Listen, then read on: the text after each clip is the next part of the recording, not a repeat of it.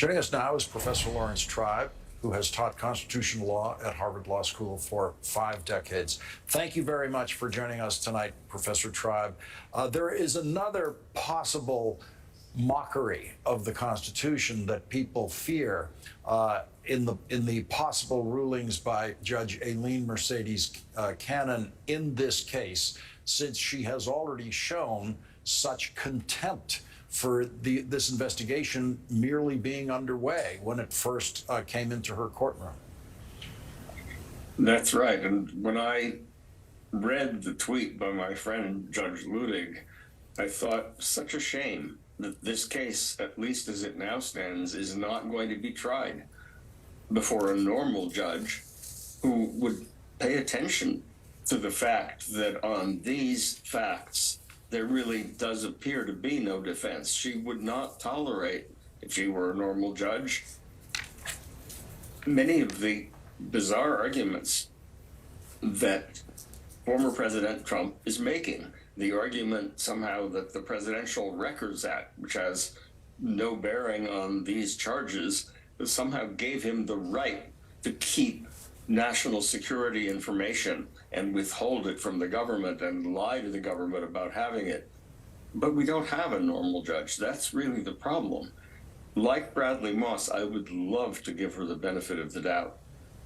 But those of us who did that when she interfered without any legal basis in this very case, to the extent that the unanimous 11th Circuit, a very conservative court, not only reversed her twice, but castigated her for injecting herself in violation of the separation of powers in a way that interfered with the executive branch. Given all of that, I'm desperately worried. In fact, one of the things she said that the Court of Appeals had very little patience for was, because he was president of the United States, he deserves not only a presumption of innocence, but he deserves special deference and a different set of legal standards. So much for the idea that no one is above the law. We're not helpless in this situation. In 1980, the United States Supreme Court confronted a case in which the trial judge and the defendant and the prosecutor all wanted to exclude the press and the public. And it said, you can't do that. Whatever the rules of the individual courtroom are, there is a general right under the First and Ninth Amendments to the Constitution for the press and the public to see justice done. And that right belongs especially to the victims. Warren Burger, no liberal, wrote in that case, it belongs to the victims. And who are the victims of the stockpiling of essentially treasonous possibility on the part of the president? The victims are all of us, 300 million Americans. Very few of us can fit into that courtroom.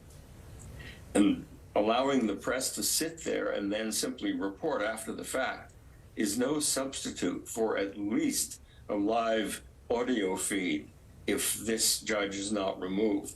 But in Richmond newspapers against Virginia, the case I'm referring to, the Supreme Court said that you have to have a neutral adjudicator. You have to have public access, even if the government doesn't want it. So we don't depend on the Department of Justice here to ask, why doesn't MSNBC, why don't the networks affirmatively ask that this be covered,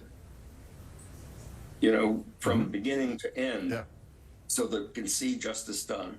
If she is not removed, if she is not recused, at a very minimum, in order to have public confidence that in this most important of all cases, the bias of a judge who's already indicated that bias and who was appointed by this president doesn't prevent justice from being done. Yeah, news organizations have teamed up in the past specifically to try to do this legally.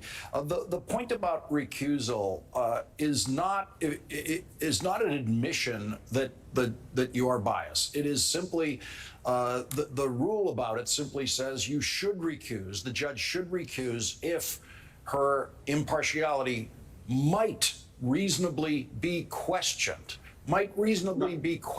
That's all it is. That's the standard for this judge to recuse. And it goes beyond what you said, Lawrence. It's not just should, it says must. 28 U.S. Code Section 455 says that a federal judge must recuse him or herself in any case where that judge's impartiality might reasonably be questioned. No person could look at the situation and fail at least to say that that standard is met. And if she doesn't recuse herself, then the 11th Circuit, through a writ of mandamus, can direct her to do so. That's very rare. But this is indeed a very rare case. You know, the remarkable thing is that Donald Trump and his lawyers argued that Judge Merchan, who is set to conduct the trial brought pursuant to the Alvin Bragg indictment in Manhattan, that he is someone who must recuse himself. Why? Because a couple of years ago, he contributed $35 to some Democratic organizations. Therefore, his impartiality might reasonably be questioned. In this case, we have something infinitely more problematic than that.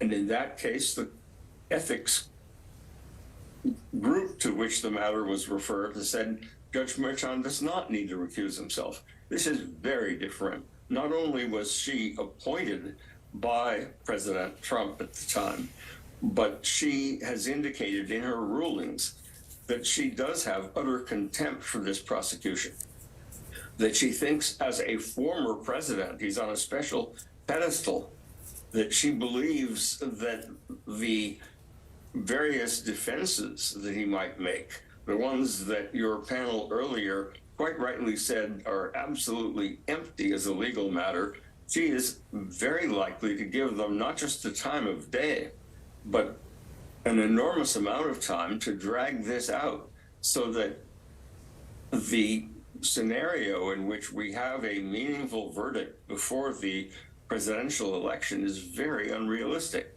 So we have to do all we can to get a judge who not only is impartial, but whose impartiality cannot reasonably be questioned.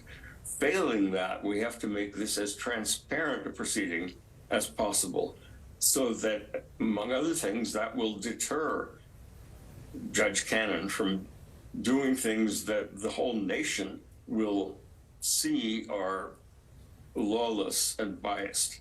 And if she's not deterred, at least the country will see why it is that these empty defenses are proving sufficient for the former president to commit really severe acts of treachery.